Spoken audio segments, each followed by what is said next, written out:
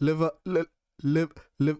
It's no longer a stutter anymore as Liverpool fall 6 points behind league leaders Manchester United. It's now a crisis. Welcome to Talk Football. I'm your host with the most, Tinashe, and I am joined as ever by my co-hosts. Starting with you, Nabi. How are you doing? Yeah, I'm doing okay. You? Yeah, I'm not too bad, thank you. I can finally see Arsenal in the top 10 of the league, so doing good. Shabs, how are you doing? Doing great. Yeah, having a great time. Just as a disclaimer, Shabs did try and quit the pod before we continue. He did try and quit the pod, but we wouldn't let him. I didn't try. I said I would. Yeah, but we wouldn't let him. But anyway, before we get into the fixtures in terms of the reviews, we're gonna look at the Arsenal and Newcastle game, and then the other ones that we predicted as well. But yeah, quickly look at the predictions that we had. Starting with the Arsenal Newcastle.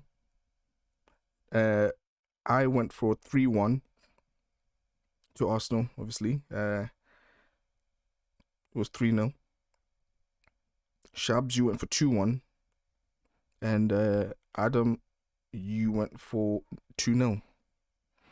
And for the Liverpool versus Manchester United game, I went 3-2 Liverpool. Nabi, you went 1-1. And Shabs, you went 2-1. And obviously, it was 0-0. Though United probably, on the balance of chances, should have won that game. But yeah, that is that. So anyway, so just to quickly go through the Arsenal Newcastle game. What I'll do is I guess get you guys' thoughts on it before I sort of go into it myself. See what you guys think.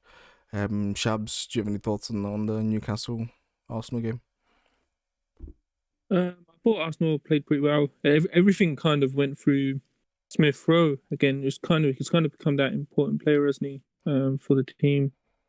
He didn't play today actually. So I don't know if that's an injury and if that's going to be concerned going forward. It would just be resting because it was FA Cup today, and we've got Southampton again on Tuesday. Okay. Yeah, I thought he played well. I thought Bamiyang's come back into form a little bit. Well, he's got a couple of goals which will help him. Saka was one of your best players again, and you kept a clean sheet, which was pretty good. And Arsenal were pretty solid in general. I thought Wilson probably caused a little bit of trouble here and there, but it was kind of isolated. I thought Carroll was poor for Newcastle. They had all three strikers on, didn't they?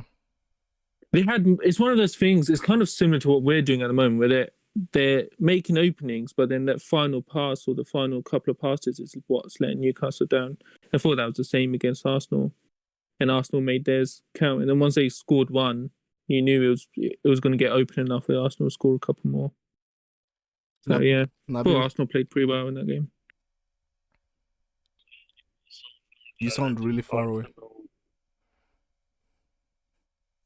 Better? Yep. Newcastle, really bad.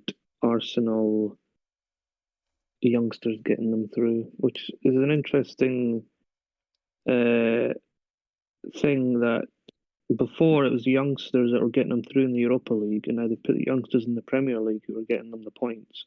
So when the Europa League comes back around, is it the youngsters? Is it the old guard? I think now at the stage that we're in, it's probably going to have to be a good mix. I guess that's why I don't know if you guys have been seeing, we've been trying to sign Odegaard from Real Madrid on loan. I think that sort of to give Smith Rowe that bit of rest playing in that sort of 10 role, because obviously with Smith Rowe, he's had issues in the past where, I don't think he's fully grown into his body yet, so he still gets injuries here and there. This year actually he was out with the shoulder, and that's why he probably didn't start most of the season. Came back in the Europa League, performed well, and then obviously made his way into the Premier League. But yeah, I think it will be a mix now, just due to the part of the stage that we're at. Because who do we have again? Benfica, I think it's who Arsenal have in the Europa League. So either way, yeah, it would need to be sort of be a good mix between the two, the youngsters and the old guard, rather than just the youngsters like in the group stages. Because in the group stages, yeah, we were playing like teams I've never even heard of, and also was Dundalk from Ireland and all sorts. So yeah, but in terms of the game against Newcastle, first half, I was probably, when I was watching it, a little bit more critical than I really should have. I rewatched again. It was just we're playing well, but we just couldn't find the opening. Second half, we did find the opening. I do feel again similar to what the discussion we had before, which is what I'm sort of maybe starting to see a little bit in Liverpool's play now, is that when Arsenal are building up play, it's really slow. Like we're not sort of punching the ball through the lines really quickly. But I guess second half, the movement got better off the ball, and Partey did what he does best and sort of started punching the ball through those lines. Moving Xhaka did quite well as well, to be fair to him, even though we all know my thoughts on him. But yeah, and obviously you had Aubameyang having to run off, went straight down the tunnel. He had to hit the loo, I think it was.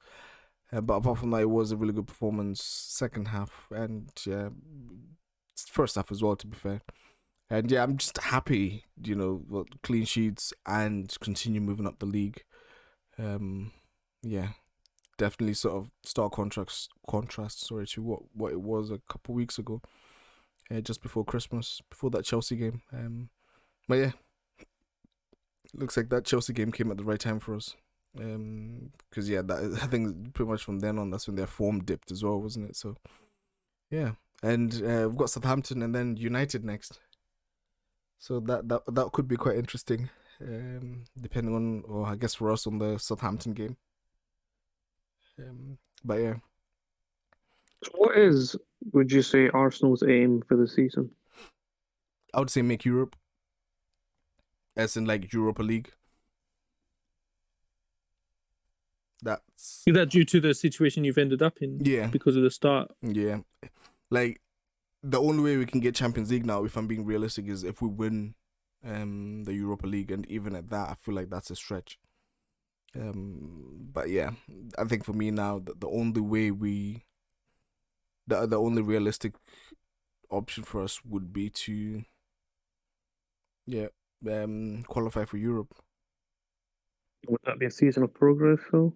No, but it will save the season from being a disaster. I would call it a transition season, to be fair. Probably the best way to sort of describe it, because even looking at sort of the dealings this year that have happened, we've had the whole Ozil thing hanging over the squad. That's now resolved. You had the whole Socrates thing, the Saliba thing. There was a whole lot of stuff that was going on at Arsenal behind the scenes. That's sort of starting to get cleared now. So for me, I wouldn't say it's a season of progress. It's a transitional season. Next year would probably be the season that I would say, okay, we need to, depending obviously on what happens in the transfer window as well, we need to start taking steps forward now. Because we had this season where we essentially just sort of stayed in the same place, didn't really move, depending on where we finish, obviously, because if we finish outside the top 8, that's a step back. But if we finish sort of 8th, 7th, that's pretty much, there and thereabouts of when we finished. Well, we finished 8th last year. So next year I would definitely look to start sort of pushing that top 4, trying to break into that top 4. But yeah, this season. You've no qualms with the cup team that was put out. Sorry? So you've no qualms with the cup team that was put out? Nah, not really, to be honest, because these are essentially, I guess, the fringe players at Arsenal, apart from Leno, Bellerin. Who else played? Holding. Yeah, the rest were fringe players that sort of, because you had Willian, you had Pepe. And Gabriel. He's making his way back into because he just came back from COVID a couple weeks out, and he looks like he needs a couple weeks to get back to full pace because he was really sluggish today. But I guess it is to be expected, to be fair. Kind of going with that theory that Nabi and I had way back before even the scientists noticed it, that no player that came back from COVID has been playing well, or recovered from COVID. Sorry, has been playing well. So yeah, I would expect a slightly higher tempo and a better game next time we play Southampton. As to whether the results, anyway, I wouldn't be too sure. But yeah, I guess for me, happy with the Newcastle game. Happy to be moving up the table. But yeah, now that game is done, we'll look forward to Southampton. And I guess looking at the next fixture, which was a 0-0 at Anfield, which made it 68 games unbeaten for Liverpool. Shab, since you were the home team, what were your thoughts, I guess, on the lineup and the performance? I thought the lineup was fine. No issues with it. Nice to see Shaqiri in the midfield. Thought that helped. And He played well, I thought. Performance-wise, he did play well. To be fair, most of them, apart from Firmino and Salah, probably I'd say. I think the rest of them weren't bad. And Trent, Firmino, Salah probably pretty poor. What I would say is first 20, 30 minutes, we had it all under control. United pegged back, not purely through United's own tactics, but we kept them pegged back. We kept winning the ball quite high and stuff. The big problem was in those first 30 minutes was uncharacteristic of Firmino, and he's normally the one guy we can rely on who would make the pass at the right time or take the shot at the right time. And he was so bad. His general play fine, but then when it came to the moment, there was one chance where he could have passed to Robbo on his left for a one-on-one with the keeper, and he didn't. He took the shot, and it was the worst shot I've seen. He just passed it straight to De Gea. And he had a few other moments as well, but we had it under control through Thiago mainly. He was kind of running the show early on, and then when we don't score in the first 8 minutes, it just all falls apart, and it just feels like confidence drains out of our team, and United started to get back into it, look a bit more dangerous. We kept them at bay, and then in the second half, United had the two biggest chances in Fernandes and Pogba, two decent saves, well, very good saves. Obviously, you can say they're both right at him, but two very good saves. I was more impressed with the Fernandes one, to be honest, because that was more reactionary, just sort of stuck his leg out, whereas I would say the Pogba one was more straight at him. Yeah, the Pogba one straight at him, but it was a bullet shot. You've seen things like that where it just goes through the fingers kind of thing, you know what I mean? He got right in front of it and palmed out the way. But I don't think, obviously, as you said at the beginning, United had the best two chances. So in terms of that, they should have won the game and Alisson saved us. But I thought a 0-0 in terms of performance generally was quite fair. We just didn't make the most of the chances we were making. Like I said, where Firmino should have passed and Robert would have been left with a 1-on-1, which would have been as good a chance as Fernandes or Pogba. Even with that, you had that pass to Robbo. Mane was stood goal side off Luke Shaw, so it would have been an easy square for Robbo straight to Mane, and then Mane tap it into an empty net as well. Yeah, and there was a few other moments in the first half where Salah would try and break through and stuff and get into the area, and then Firmino would fluff his lines again. It just kept happening, that final pass, and that's not just the United game, that's every game really at the moment. But yeah, I wasn't that disappointed in the end. Yeah. I thought we did play well in our moments. And it is one of those games, Liverpool versus United, no matter who's in form, it is a bit of a cagey game. And I thought the run that we were in and the form that United were in, we weren't bad at all. Yeah, Klopp made a good United played the fortress of Anfield rather than playing the team that was in front of them, which was two centre-backs of Fabinho and Henderson.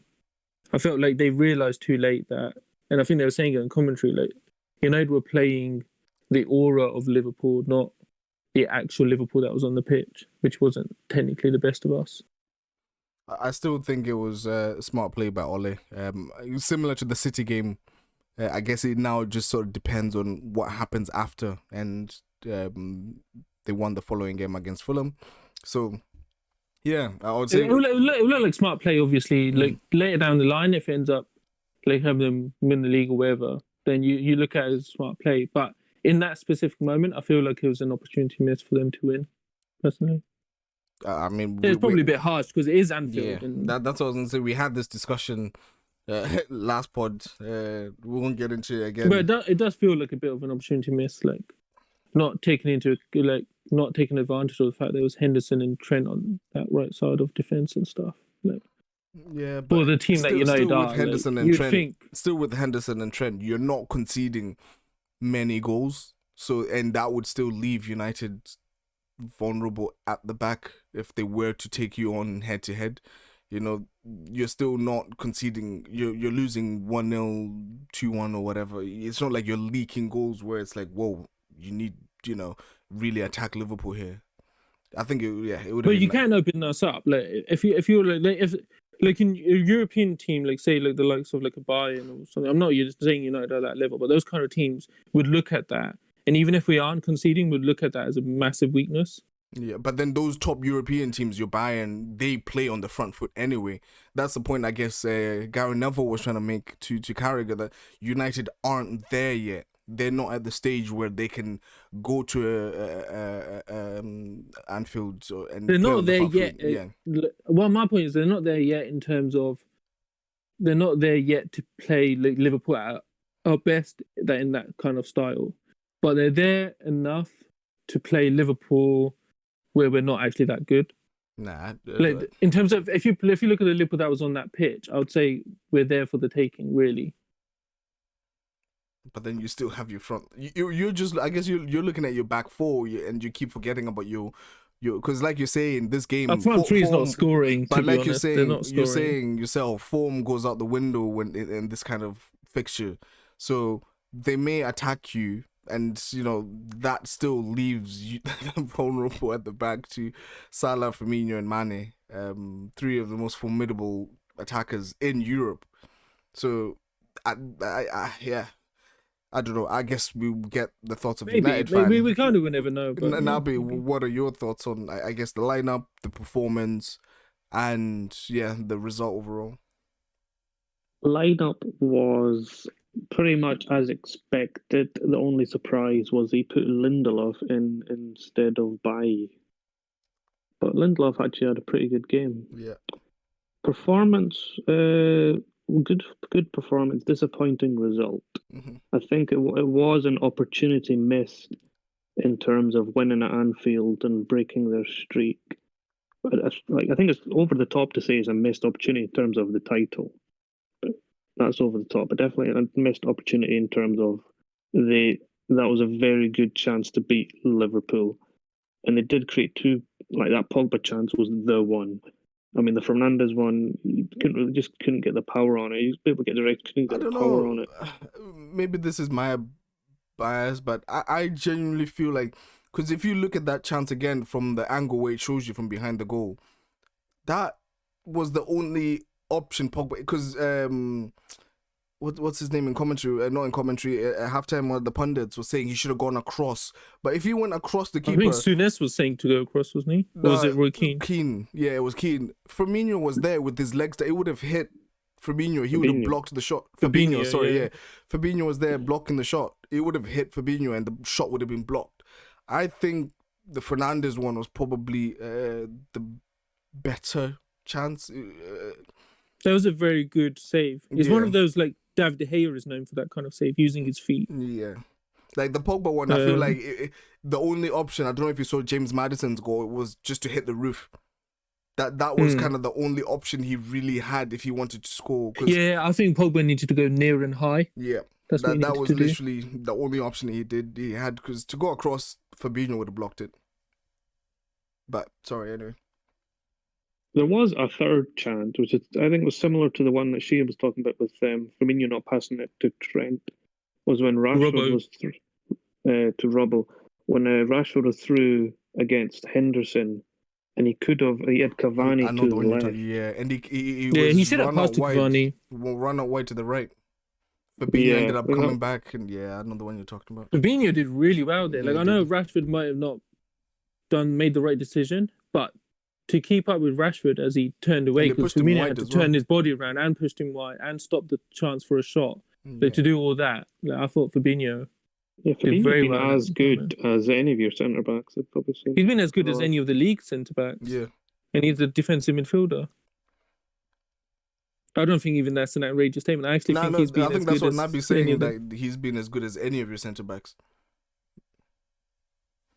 Yeah, any of ours, but I'm saying he's been as good as anyone's in terms of the whole league. Like any team's centre backs, not just Liverpool's. Yeah, he's been really good. But it's disappointing. I mean, I did say before, the objective is not to lose, which they achieved. Obviously, looking back on the game, they'll think that the chance was there for them. But, to get the draw and move on to the next game. Oh, we forgot to mention the referee blowing the halftime whistle. Mate, like I know, I know it's one of those where, like, if that pass was going somewhere in the middle and maybe like out wide, and they were still like you weren't sure if he was going to be through and go, like, we might have let that off. But the fact that it was over the top, Mane was 100% onside. We all knew that as well. He was literally through 1-on-1 with De Gea. 100% was 1-on-1 with De Gea. I just I don't get it. Like, even the refs come out. I think it was Mark Clattenburg and Peter Walton on BT1, or this one that does the Sky talks after, the ref watch. Forgot his name. Like, they all came out and said it's always minimum of one, a minimum of wherever it is. Like, it's never less than that. Yeah. But as a referee, you'd always at least do that one, and a lot of the time it's more than that, because obviously within that stoppage time period there might be a ball going out of play, whatever. But you'll at least make sure you complete that 1 minute. Minimum. He blew 6-7 seconds early, which doesn't obviously sound like much, but in terms of football, that's a lot. Yeah. And it's just so infuriating that he was through on goal. Yeah. And we'll never know how much of a difference that would have made. Which team he supports? Is he a City fan? Is he a United It's not fan? about who he supports, it's about whose books he's on. That's the question, T. Yeah. Yeah, but it's just shocking, how he's got away with that to a point where it's not really spoken about enough. They should come out and clarify, is the minimum bit law, or is that just a general culture of it all that we just expect it to be a minute? What I don't know. I think it's always been a minimum because all the refs that I saw talking about it, they said it is a minimum of the added time. Yeah, and the commentators always say, they've added a minimum of one. It's always said. So if that's law, how is the referee not being criticised enough for blowing it early? Why did he do that? I don't get it. To be honest, there probably might have been something done with the FA that happened behind closed doors that we don't necessarily need to know about. But yeah, it's such a simple thing to avoid, though. Do you know what I mean? Play it out. Let it happen. If a minute's gone by, and nothing's happened, why would a referee take that risk? I don't get why that referee would do that. There's no reason to do it. Wait till the minute's up. If it's just being played around the middle, then fine, blow your whistle at the minute. That's one way you at need least to wait for that minute. sit down and ask him to be honest that way. But yeah, that pissed me off, because it's bad enough as it is for us at the moment. Yeah, because I remember that because both the United centre backs stepped up trying to play Mane offside, but his run was timed perfectly and he was onside. And the ball was perfect. It wasn't like De Gea was going to get out for it. Mane was 100% going to be able to get to that ball, and we'll never know whether he would finish the chance or not, obviously. But the fact that it wasn't 1-on-1, that was the thing. It's annoying. It's not enough's not being made of that, because you can sit there and go, United had the better chances. I guess you're saying that because you're a Liverpool fan. It's one of those. If it happened to Arsenal, I would be saying the same thing, that not enough has been made of it. But, why should there be? There's 19 other teams in the league, not just Liverpool, I guess. It was a mistake. In terms of the game discussion. Right, okay. We're talking about United had the better chances. Yeah, we're not considering the fact that Liverpool had a 1-on-1 that wasn't allowed to even play out because the referee blew his whistle.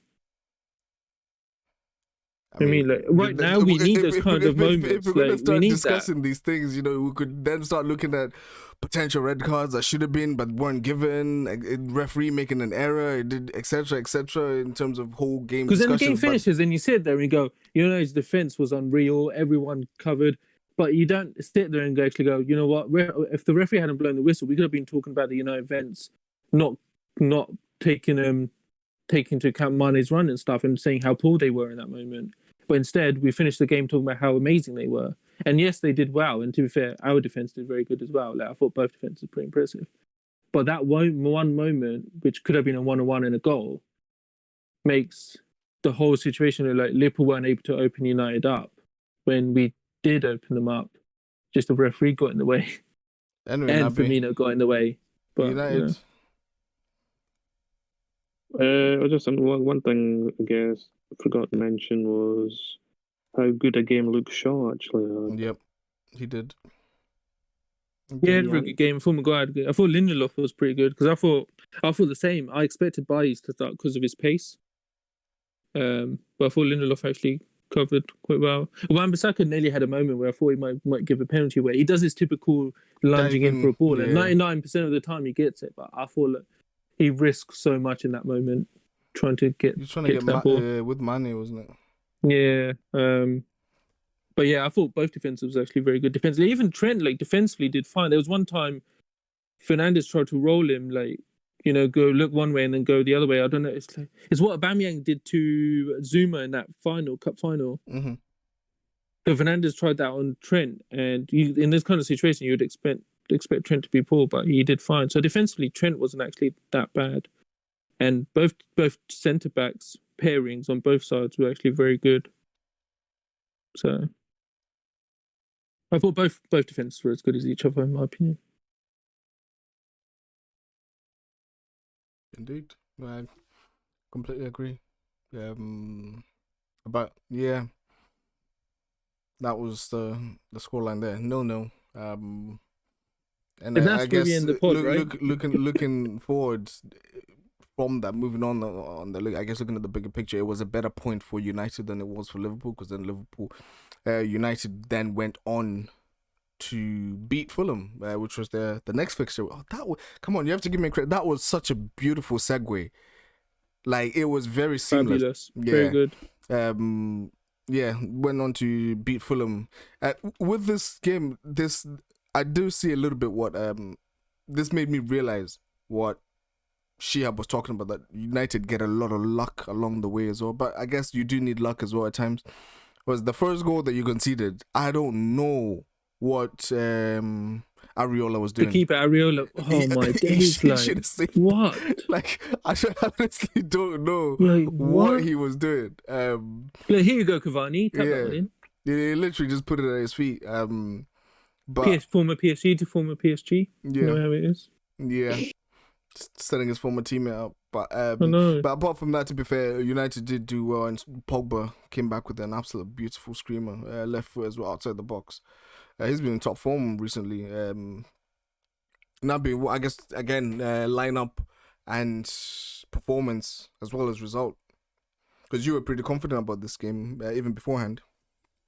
Yeah, well, this is the lineup. We went back to Bailly in defence, and he only went with one kind of sitting midfielder in Fred, and went more attacking. The lineup fine, performance I just thought was poor, result good. So I did, because the Fulham goal was just a strange one, the way that Lukona just threw free as a bird to finish. I think it was kind of a combination of one of the centre backs not tracking him. Also, Pogba seemed to be tracking him most of the way, and then just kind of left him thinking he'd be offside. So Wan-Bissaka played him on, wasn't it, Lukman? Yeah, Wan-Bissaka didn't push up enough. He's a bit sleepy there, so that was a flat. Is Wan-Bissaka good enough? He's good. He's great 1-on-1. Yeah. But apart from that, is he really good enough? Positionally, he tends to switch off a lot in moments like that. Because I go back, is it Brighton? I feel like it was Brighton where he was caught completely napping. But luckily, I guess that game you came back and won it. But Yeah, if you were to sort of, I guess, be exposed in a way, it is those certain situations. Because even Villa, the goal that they scored came down his side. It was him sort of trying to block the shot, the early free kick, and then he turned his back, and then the early free kick was taken. And yeah, anyway, sorry, Fulham. Well, I guess to answer that question, he is good enough. I don't think there's any question of that. He just does have his weaknesses. He does have these sleepy moments. Yeah. I mean, there's the one-on-one. You can't really name a better defender, and that is what you want your defender there is probably to be there good is at. one coming up at Crystal Palace. The left back, Mitchell. He's looking really good. As well. One-on-one defending. But yeah, at the moment I do agree. No, not one that you can probably put a name on at the moment. But United had another game where they kind of got away with it and scored a spectacular goal to help them out along the way. Because Loftus-Cheek had a couple of chances, didn't he, as well, which he should have done better. Yeah, Fulham are really like they had some. It was a bit like the end of the Burnley game where they had these chances and they just ended up. Like, on balance of play, you'd say flying Fulham over at the least goal. deserved a draw. I was didn't going they? to say, I would say their Fulham's chances were a bit more clear cut than Burnley's. To be fair, But just the way that they got to the chances and then just like really missed Snatched it in at the them. shot or something. Yeah. yeah. I think just don't finish up on the Wan-Bissaka point. I think what Wan-Bissaka needs is what they did to Shaw. Just bring in some competition to raise his level and his concentration. I think they know he needs that. Yeah. Yeah. So do you think Summer could potentially be getting a young right back? I think a young or experienced, because they were linked with Trippier, but then he got his big 10-week ban, which I think complicated things. Did you? I guess we never really. Sorry, just to sort of detour a little bit. Did you guys see why he was banned, Trippier? Yeah, like friends that were was betting pathetic. on him. I kind of thought like to get 10 on weeks him for going that. across, yeah. To get 10 weeks, and she's just sort of telling his mate that he could potentially be moving, and then his mate decided to put a bet on it. Like, I don't see how that is sort of advising your mate that you're essentially what. Yeah, especially like as a joke. There, look, group WhatsApp group chat. Mhm. Allegedly, I would say, and his friend was like, like having a joke about saying, "Oh, should I put money on you moving to this club and stuff?" And Trippier was saying, "Yeah, it's done. If it pulls through, don't blame me," kind of thing as well. He mentioned because I guess the fine is just represented by the fact that the football clubs, the FA, whatever you want to look at it, whatever way you want to look at it, they are in bed with the betting companies, so they kind of need. Well, they don't need. They have to hand out these fines to stop these betting companies paying out so much money. But yeah, I guess getting back on track. Yeah, I didn't think that was ridiculous. But yeah, even an experienced right back, you were saying. Yes, yeah. But on the Fulham game, like I said, I think it was a poor performance by them. But yeah, they did get there was two actually bits of luck that they got. One was that a really strange save from Areola. Mm-hmm. But credit Cavani to being where he needed to be. Yep. And also right at the end, there was I think a header or a shot that came out deflected off Bailly and just went the right side of post for United, because that could have easily gone off him and into the net.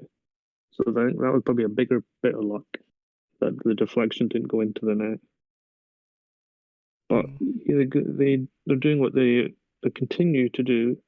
What they need to do is just getting enough in the game to get the goal, see it through and get the points on the board, and at the halfway stage get themselves top, albeit City have got that game in hand, but it is against Everton. Mm-hmm. It just made me think, actually. I was just reminiscing in my head just now. That makes it sound like I wasn't listening. I wasn't. When Ole first came in, and he was on that amazing run with United, and you came to the Emirates, and then we beat you, and then it was downhill from there. Is that what we're saying? We hope for the same. And then this season, since the Arsenal game, you haven't lost a match in the Premier League, have you? Correct. So do you think it's lining up for the reverse to happen again? You come to the Emirates, you get beat, and then it starts going downhill from there again. I'm not sure about the downhill part, but I can see the defeat happening because every time it comes around to these games, I don't know why they just never put in the performance they should against Arsenal. Because if it continues the way it is into that game, United over a year now unbeaten away. Arsenal, they have lost to Southampton once. Let's say they struggle against Southampton. It should be lined up for a United win, but it just ends up not happening, and Arsenal somehow getting the win. But I guess it will be a test for them to see if they do lose a game, how they handle it. Oh, they react. But they have this season, the Crystal Palace loss, the big defeat against Tottenham, defeats against PSG, Leipzig getting knocked out of the Champions League, defeat against City in the Cup. They have come back from each of those. Yeah.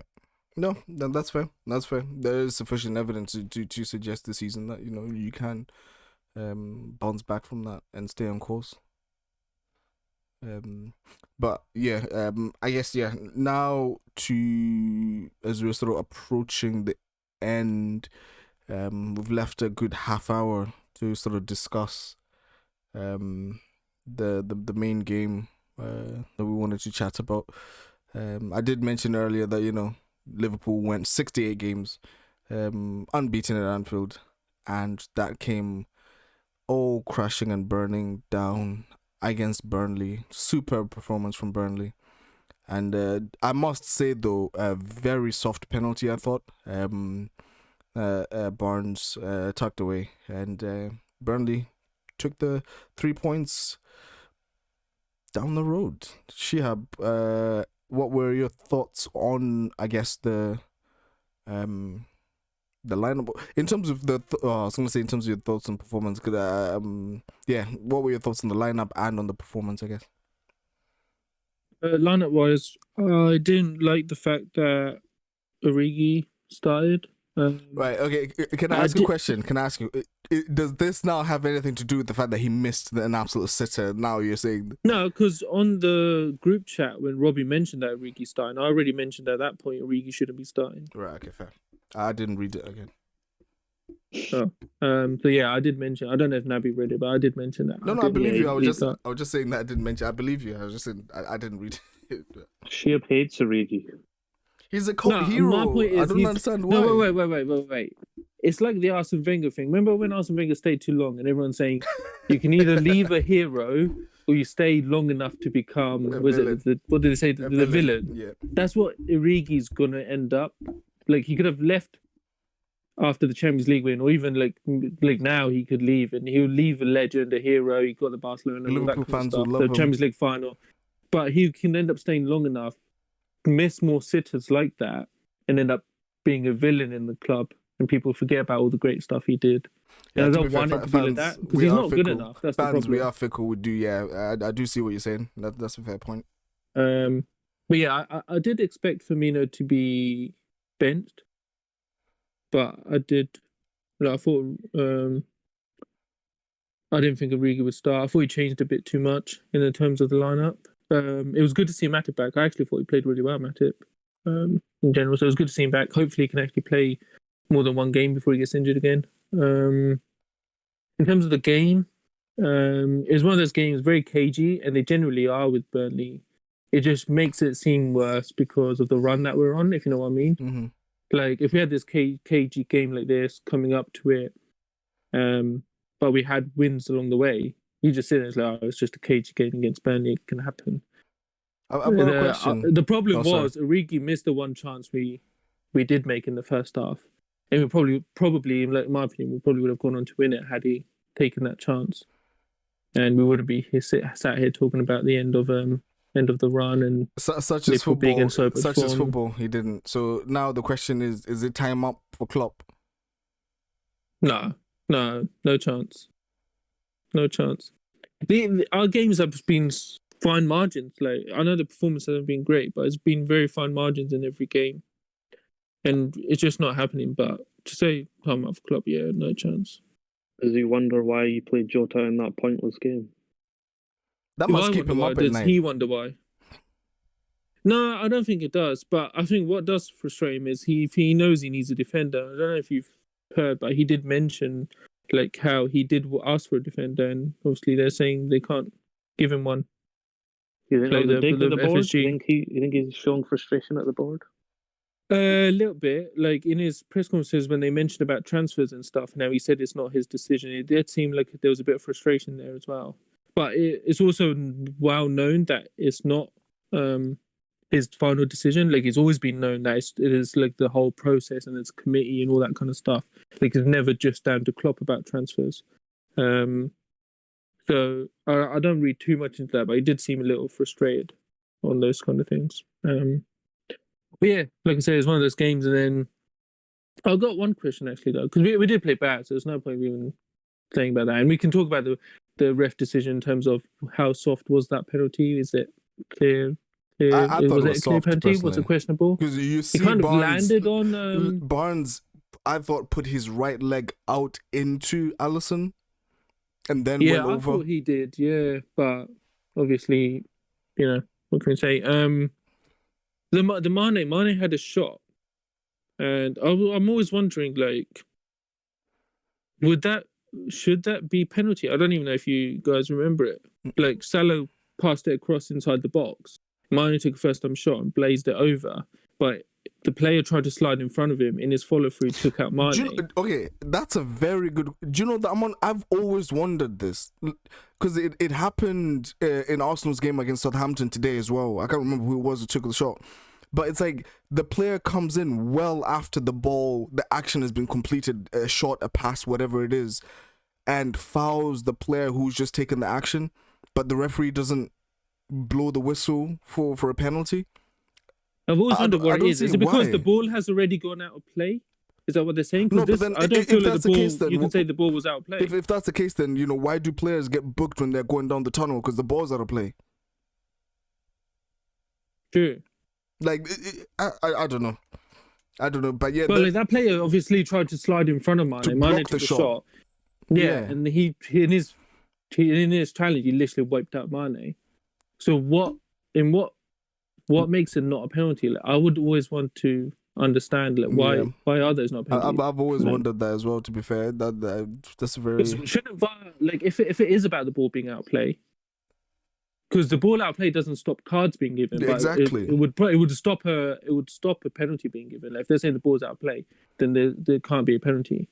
But should VAR not be in that position to make sure that when the challenge came in, the ball was still in play? Yes, Mane had the shot, but it's a foul. Mm-hmm. So why wouldn't they check if the ball was still in play when that challenge was made? Yeah.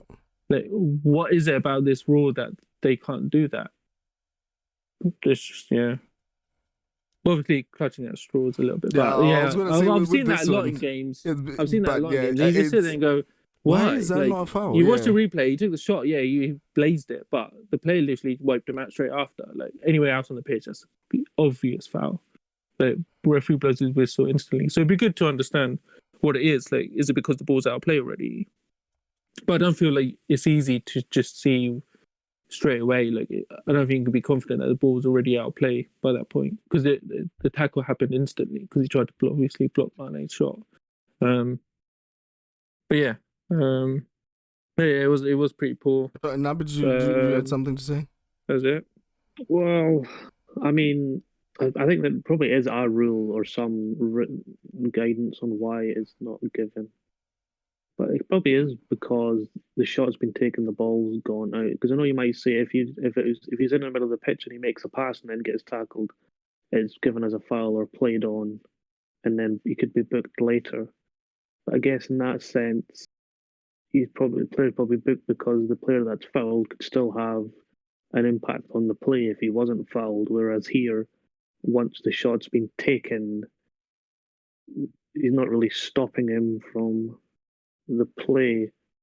That's just me going through his stuff, but probably is a reason why those kind of things aren't given. Like I guess that's what Shabs and I are saying. Like there will be a reason, but it will be good to understand and know what that reason is. Because at the moment, like we're just guessing. We have no idea.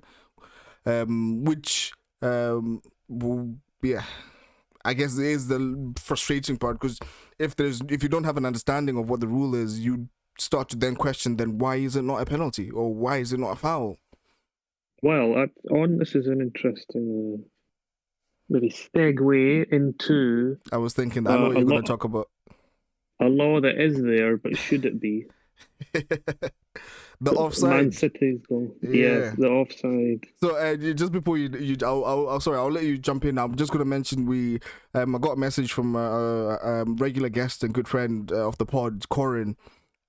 He just got in touch to let us know his thoughts on that offside. And to be fair, I completely agree with him, because it was the point that I was making to you guys in the group chat, that, you know, as soon as the ball is under control by the player, in this case Mings, when he chests the ball down, the attacking player is no longer offside. And I think the referee came out and said that as soon as there is intentional play of the ball by the player, the attacker no longer has an advantage. Sorry, Nabi. It's a rule that should be changed, isn't it? Basically, or it's a loophole that should be changed. Yeah, loophole should be, because I don't think you really even say that Mings has control. I know he chests it, but can you say that he actually has control of the ball? I think the wording is when he makes an intentional attempt to control the ball, which Mings did.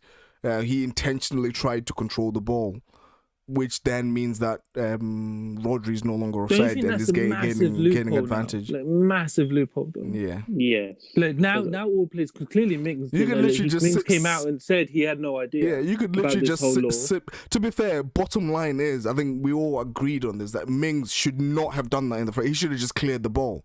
Right, like, and he did admit that as well. He should have just cleared the ball. That's the bottom line. But I do see what you guys are saying, that it is a massive loophole. But because as an attacker going forward now, looking back at that, aren't you just gonna wait behind the player, make sure he touches the ball, and then instantly come in? Well, if the ball comes, then, you know, the defenders, I guess I would say you could just wise up to it. You just let it run through to the keeper. Don't touch it, then the attacker won't be able to touch it as well. So if Mings are just... I'm just saying, it's not always as simple as that. I get what you're saying, but I'm just talking in that particular situation. The ball was coming at Mings. If he'd left it, it would have gone straight through to the keeper. Rodri would have been offside because Mings didn't try and play the ball. It just makes you wonder how many people actually know the rule. Yep. Well, like, I guess now obviously they know now, but everyone does. Yeah, but you wonder how many people actually knew that rule. Yeah, because that's what I was saying to you guys. Like, when I played, that was essentially it. The moment someone could attempt to pass to me, if I'm offside, I couldn't close the ball down until the defender started playing the ball. That's when you could then start trying to close the ball down and win the ball back. But up until then, yeah, you kind of have to. But you can just stand next to him, right behind him, can't you? What do you mean? You know what I mean? Like, you can stand right behind him offside, wait for him to control that ball. And then just get... Yeah, but that's what I'm saying. You're basically forcing him to clear it. And what if with your pressure behind him, because he knows of the loophole, he miskicks it? Do you know what I mean? If he knows of the loophole, then he just leaves the ball. He doesn't intentionally try and control the ball. Then the attacker offside behind him will be offside. No, I just think it just puts a lot of extra pressure on the defender that doesn't need to be there. It should be changed. To be fair, the refs all agree. The refs that speak out on these things, in terms of the ones that work for the media companies, all said that it's because even the one on BT, like during the game, he came out and said he doesn't understand why it wasn't given as offside. He didn't know the rule. That's the problem. He didn't. Yeah. He came out at the end of the game and with gave the piece of paper, reading off the piece of paper. Yeah, he baffled. He had no idea. Yeah. This guy had no idea. Peter Walton. Yeah, he made up. But I guess those refs came out and said, look, it's there, so you can't blame. It was a John Moss at the time, but it is a loophole that should be removed. And when the refs are saying it says it all, doesn't it really? But yeah, bit annoyed by that one. But yeah, so do you think Liverpool can still win the league, Shabs? No, but. This is me talking as a Liverpool fan, where it just doesn't do you think you can still make top 4? Close to foremost. That's what Carragher was mentioning, obviously, saying how top 4 looks a bit of a struggle right now. And to be fair, right now the way we're going, it the does. teams But in it only and takes around you. one win. Yeah, to be fair, It only takes you one saw win. with Arsenal as well, because we were in a. Obviously, our run was a lot longer than yours, and it You was. look 5 points behind us or something now, ridiculous. It was our run was a lot longer, and it was pretty grim. But there's a lot of similarities in that you're not really creating a great deal of chances, or that final ball is not there. But I guess the tweet that I shared with you as well, the paradox is you're not scoring a lot, but you still have the top goal. Salah is still the top goal scorer in the league. Crazy, isn't it? Yeah. We're still all the those top scoring club penalties, in the league as well. All those penalties he scored. We're still the top goal scoring club in the league as well. Yeah. My question for you, Shib, would be: is this a case of they just need that one game to turn things around, or are there bigger things at play? I think it is the one game. I think there's other things at play. I don't think it's purely like the strikers just need the one game, but I've had a discussion. there are other things. I've had a discussion about this with my old man, and he thinks there's something at play, especially with Salah. He thinks there's something going on in the background with Salah that people don't know about. Me personally, I'm not too sure. I'm not convinced. But yeah, if that was happening, why wouldn't that have happened at the beginning of the season? I thought he had a great start to the season. He was playing very well. Very, very well. Well, like, he's always been things can happen. Been, like, things can progress throughout the season. It doesn't, things change. It doesn't necessarily mean that if something is a certain state at the start of the season, it can't change. But I don't think Klopp's the type of manager who'd let Salah play if he's not in the mindset to be playing. Yeah, I don't know. Like I said, yeah. You know what I mean? Like, I don't think Klopp is being the manager who's just gonna go, you know what? Yeah. No, that's the difference. Like, I feel like there's a bit of resting and stuff going on. Going on and off the bench a lot this season as well. No, early on they were all rotating, all four of them. That wasn't any Salah related stuff. Mane was benched as well in some games. So another question I just thought: was he right to rest for the United game, or should he have rested for the Tottenham game? Well, it looks like a rest, but I don't think it was a rest. I think he actually rotated them out, which I don't think was the right move. I think he got it wrong. Anyway, in hindsight, you can easily say you got it wrong, but I don't see why you'd rest for the United. Like, I'd rather win the Burnley game and give up the United game, to be fair, and then focus on the league game. But now it puts a lot of pressure on the United game because we're in such a bad run. We can't let any. I know it's an FA Cup, and you can, in a normal situation, you'd be like, yeah, let's play a couple of the kids, mix up a little bit. If we lose, we lose. It's fine because the league, we're doing well in the league, whatever. But because we're in such a bad run of form, we need to get our next win ASAP. Doesn't matter if it's in the FA Cup or in some rubbish game. It should just need the win. It doesn't matter what competition it comes in. So I think we're gonna go super strong against United, and I don't know. Like, to be fair, we probably will lose that because we've not won in 100 years. In the FA Cup at Old Trafford, we've not won in 100 years. Oh, do you know? Sorry, I actually thought because of the 5 games. Yeah, now when people exaggerate, it's like, oh, we've not scored a goal in like 10,000 hours or so. Like just an exact. That's what I thought. No. The last time we won in the FA Cup at Old Trafford was 1921. Wow. And also, just to drop in another stat, because Arsenal lost to Southampton in the FA Cup today. That's the first ever time in our history we've ever lost an FA Cup title to Southampton. Yep. So yeah, I guess they're to be broken. The records, like Mourinho said about your 69-0 or 68-0. Yeah, they are there to be broken. Like, it's second best to Chelsea now, isn't it? Yeah, and Mourinho holds it, doesn't he? Mourinho holds it, yeah. Well, but it's going to happen. I'm sure other managers contribute. No, they would have been. I think they would have been because that was about 4 years. True, yeah, there would have been other managers. I don't think it was all 4 of his years. Yeah. Because he was there for 4 years, the large chunk of it was him, though. The last chunk was him. Yeah, it was. Yeah. But yeah, it is what it is. Like, we're pretty poor at the moment. Did you not have Were you not saying you had like a potential fixed solution you want to propose? Oh yes. So it's So if you're listening, Klopp, All you need to What was do that just fixed? we'll record this 30-second clip, extract it, and then send it direct to Klopp. Shabs has got his number, so just WhatsApp him. but I feel like we should go to a 3-5-2. Explain. And what I would have is Fabinho centre back alongside Matip and like say Reece Williams or something.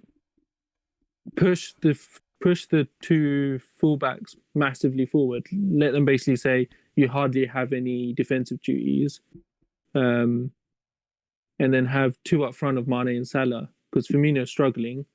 Have just a front two going through the middle because out wide it seems to be tough. Like they're not getting much impact out wide. I feel like running through the middle with Thiago behind them and Gini Wijnaldum, I feel like that's our best shot. And let our But then fullbacks just I bomb guess forward. one thing I would say, you need to realize, I guess it's fair saying what you're saying, but for example, that was Arsenal's plan against Tottenham, but due to game state, Tottenham pushed us out wide. You may want to run through the middle, but due to game state, the team will congest the middle, which will leave you no option but to go out wide. Yeah, that's what I'm saying. But then we got our two fullbacks. Let them forget about defensive duties. Just bomb forward. Like teams rarely attack us. Would you they look have, for moments.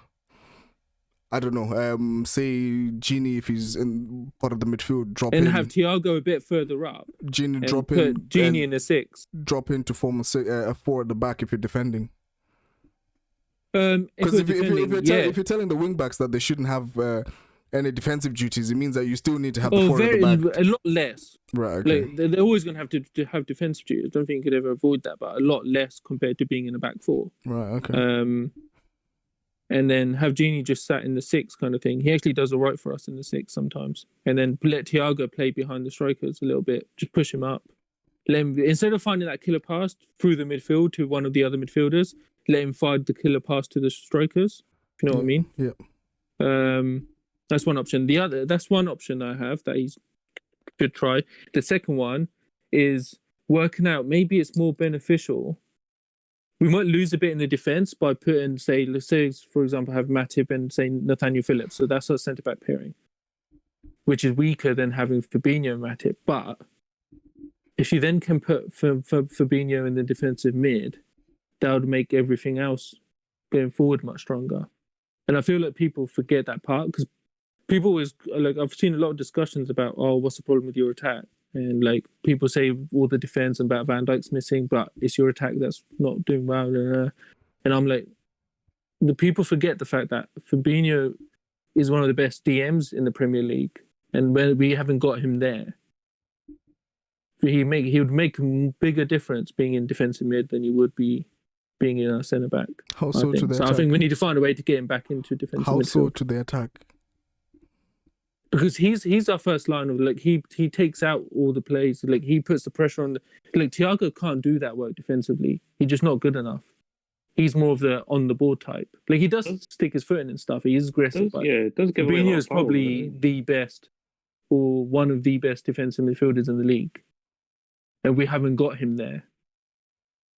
And it just makes it more open. So we're not winning the ball high enough, and he's one of the main players that does that. Mm-hmm.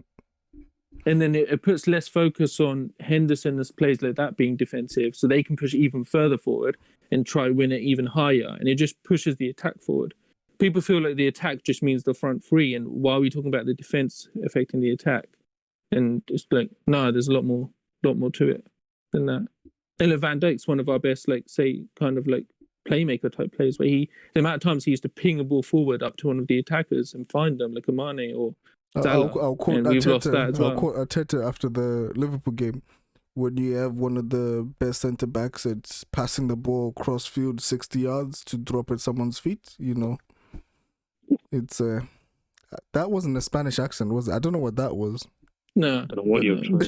I don't know what accent you did. But I was trying to. But you know what I mean? Like we're missing more from just the defensive abilities, and I think people ignore the fact and forget about, like, and it's just all the focus is on the front three. He's good at crossfield passes as well. I guess that's why Klopp probably dropped him. But we need them further forward. Like, we need to, by having a centre back, we're pushing these kind of plays further forward. We need Henderson back in the midfield. We need Fabinho back in the midfield, and it helps everything else going forward as well. Yes, the front three need to be better, but to say solely that the attack is just all about the front three, and while the Liverpool talk about the defense having an effect when defensively we're doing well, it's like no, the defense has an effect on the attack as well at the same time. Yeah. Not just the defensive side, but yeah. I guess just to look at the reviews now. To be fair, mine will be pretty quick. Sorry, the preview. Sorry, thank you, Adam. Mine will be pretty quick. We're playing Southampton again. I think it's Tuesday. But I expect Arsenal to play better because I'm expecting all our starting 11 to be back in and starting. Obviously, Aubameyang didn't travel today because he had a family matter. Tierney didn't also travel. He wasn't even in the squad yet today. Saka was on the bench. Partey was on the bench. And even with him, I still think he's still sort of building up his match fitness, getting back into it. Emil Smith-Rowe again didn't travel.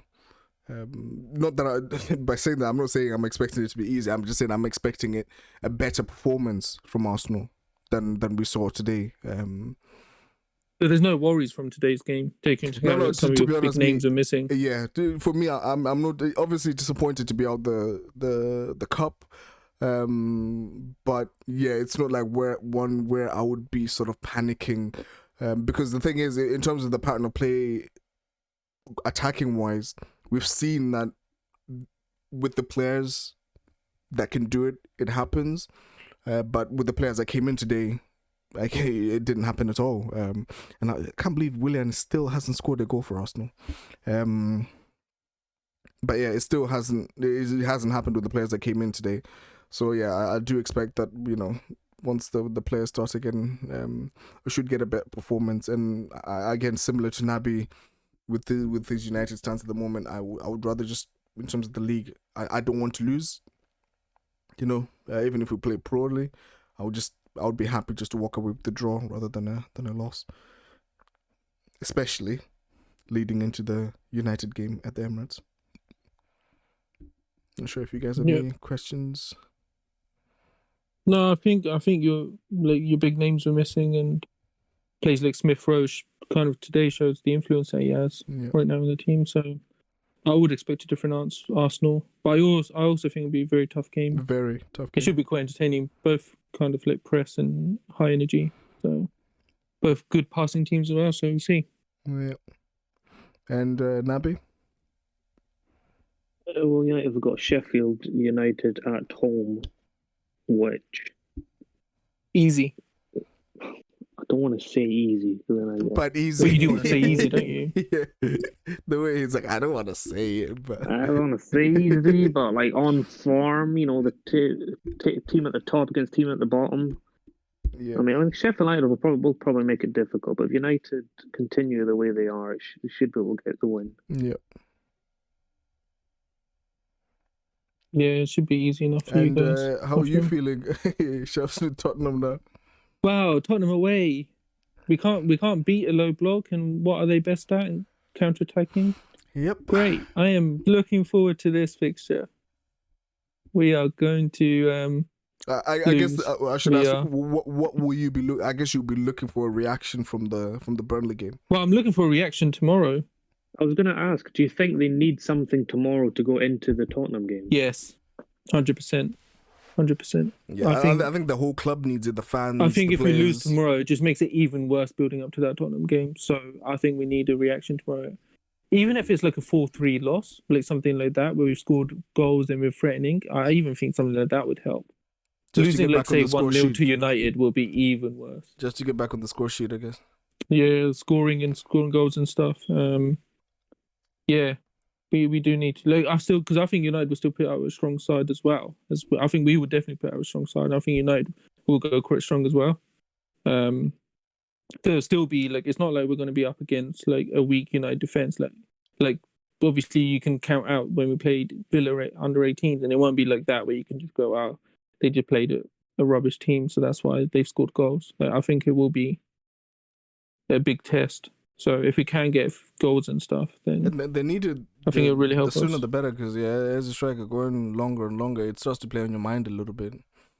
Yeah, but Yeah, so and I think we can go strong because obviously it's not until Thursday that we play. So yeah, I think we go big tomorrow. And then Tottenham, I'm very very much worried about. I was even worried about them last time due to their counter-attacking abilities, and that was when we were playing well. So coming up against them now, and this time it's not Anfield. This time it's what's it called? Tottenham Hotspur Stadium, the toilet bowl, yeah, toilet seat, whatever they want to call it. Yeah, yeah. I'm not too excited going into that. Very very nervous, expecting a defeat. To be fair, but you never know. You never know. Hey, you literally are like where Arsenal were a couple of weeks ago. Remember, literally all the things that you're saying now is everything I was saying. Like, you never, obviously, no fan really ever predicts their team to lose, but when it gets to the point where you start expecting to lose, that's when you know you're at a pretty low point. Yeah, and I think they'll play. Look, Mourinho's not stupid. He's going to play knowing that we hate low blocks. We literally cannot deal with low blocks. He's one of the, I guess, managers, one of the best at playing a team at current form, if that makes sense. Yeah. But yeah, so I would expect him to play exactly how we wouldn't want them to play. Like, I think we would want them to play a bit open and let our attackers have space, but they won't. And this time I don't think we'll be able to open them up, and I think they'll open us up even more. So, but we'll see. We'll see. Yeah, but not looking forward to it. But if the weekend goes well, then the excitement will pick up a little bit again. Confidence might pick up a little bit again. Confidence looks shot, doesn't it, with our team? But if we're not scored in the first 40 minutes, we don't look like we're going to score. The players don't look like they have the confidence. Even the commentators for fans, for the fans you hear, it's like, that's another half that Liverpool have gone without scoring. That's when you're like, jeez. Like, it just starts to feel worse and worse around the place. I'm speaking from experience, obviously, because that was the players you could literally cut and paste what I was saying about Arsenal at the time. Because with Arsenal, again, same thing, confidence. You could see it all over the pitch, body language, etc. But I would say that your fans, your players aren't showing that.